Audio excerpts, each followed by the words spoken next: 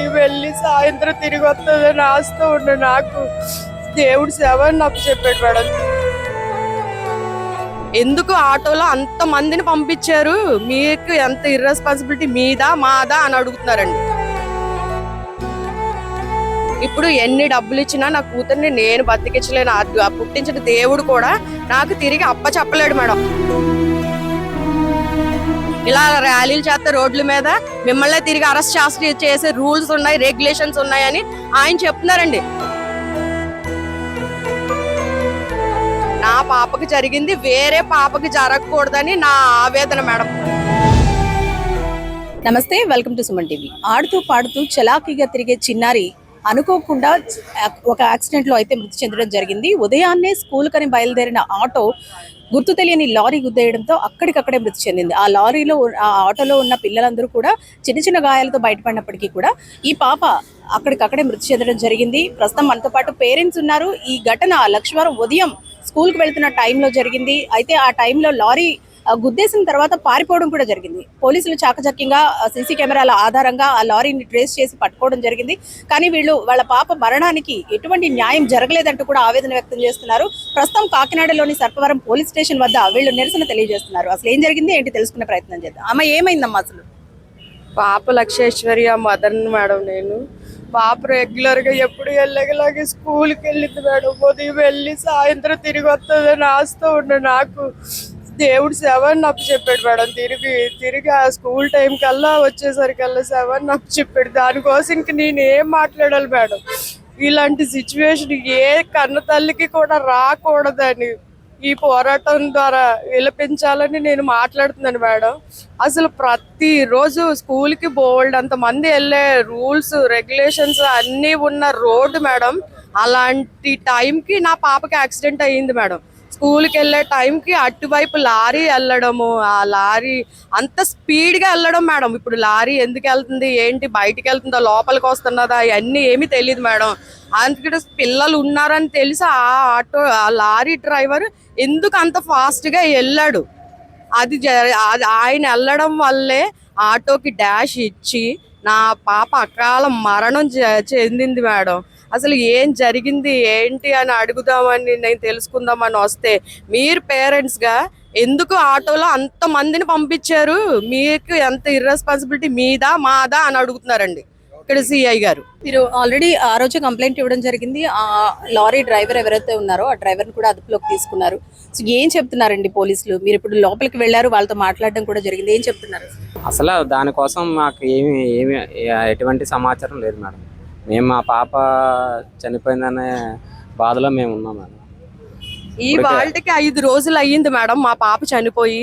ఇప్పుడే కార్యక్రమం ఇంకా అక్కడ వదిలేసి సాయంత్రం అది కంప్లీట్ చేయకుండా ఇక్కడికి వచ్చాం మేడం. ఆ డ్రైవర్ దొరికాడు, మాట్లాడతాము అని అంటే ఏమో జరిగిందా అని తెలుసుకోవడానికి వస్తే ఇది రేపు రండి ఇవాళ రండి అని మా బ్రదర్స్ని వాళ్ళని తిప్పుతున్నారంట మేడం. ఇవాళ ఏదైనా మాట్లాడదాము అని చెప్పి రమ్మనమంటే మేము స్టేషన్కి వచ్చాం మేడం. ఈ స్టేషన్కి వచ్చిన తర్వాత కూడా ఆ డ్రైవర్ కానీ ఆ డ్రైవర్కి సంబంధించిన వాళ్ళు కానీ ఎవ్వరూ రాలేదు మేడం. మాకు న్యాయం జరగాలని నేను ఒక్కటే కోరుకుంటున్నాను. న్యాయం అంటే డబ్బులు కాదు మేడం. నేను ఇక్కడ క్లియర్గా స్ట్రెస్ చేసి చెప్తున్నాను, నేను నొక్కి చెప్తున్నాను మేడం. ఇప్పుడు ఎన్ని డబ్బులు ఇచ్చినా నా కూతుర్ని నేను బతికించలేను. పుట్టించిన దేవుడు కూడా నాకు తిరిగి అప్ప చెప్పలేడు మేడం. ఆ విషయం నాకు తెలుసు కన్న తల్లిగా. నాకు జరగాల్సింది డబ్బులు విషయం అది కాదు మేడం.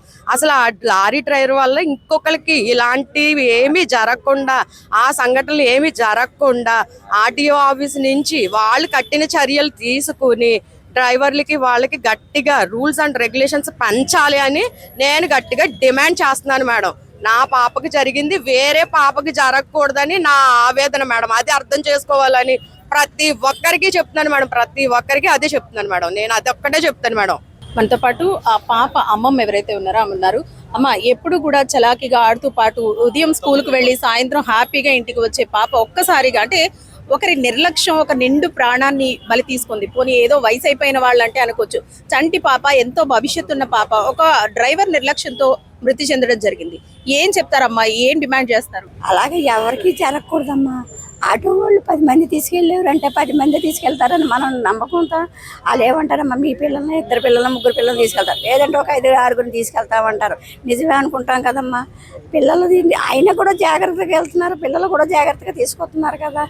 ఎవరన్నా పిల్లలే కాదు పెద్దోళ్ళమే కానీ రోడ్ల మీద పడిపోయినప్పుడు ఎదట మనిషి వచ్చి గబుక్కుని లేక తీసే అవకాశం ఇవ్వాలి. ఇచ్చిన వాళ్ళకి కృతజ్ఞత చెప్పక్కరద్దు. వాళ్ళ హాస్పిటల్ కన్నా తీసుకెళ్తారు, నించోబెట్టి మంచినీళ్ళు అన్నా సరే ఏదోటి సహాయం చేస్తారు. కానీ ప్రతి వాళ్ళు కూడా మేము అగ్గిలో చెయ్యట్లేము మేము అత్తమాటికి పోలీస్ స్టేషన్కి వెళ్ళాం, పోలీసు వాళ్ళు మమ్మల్ని అన్ని అడుగుతారు అన్న విషయం అది రాకూడదమ్మా.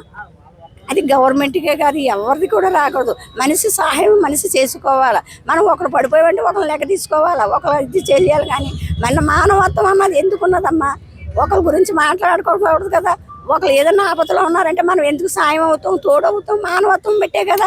రోడ్డు మీద పడిపోయిన లెక్క తీయడానికి కూడా ఎంతో మంది భయపడిపోతున్నారు. చాలా మంది ఈ రోజు నా మనవరాలే కాదు నిరుడుండి మా ఆయన పడిపోయాడు మెయిన్ రోడ్లోని సపవరం జంక్షన్ కూరగాయల మార్కెట్ కాడ.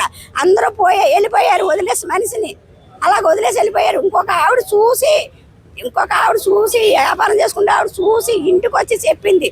అప్పుడు అందరం వెళ్ళి తను తెచ్చుకొని లక్ష్మీ హాస్పిటల్ గూడారగుంటలోని బాగు చేయించుకున్నాం. వదిలేస్తామండి? అదే భయపడితే అందరూ అలా భయపడితే ఎలాగుంటుందండి? ఎవరన్నా తీసుకెళ్ళాలా, కూర్చోబెట్టాలా, లేదంటే హాస్పిటల్ కన్నా తీసుకెళ్ళాలి. ఏదోటి చేస్తారు కదండి, ఆ చూసిన సహాయం అప్పటికి ఏదోటి చేస్తారు. కానీ భయపడకూడదు కదండి చట్టానికి, ఎప్పుడూ భయపడకూడదు. వీళ్ళు కూడా భయపెట్టకూడదండి.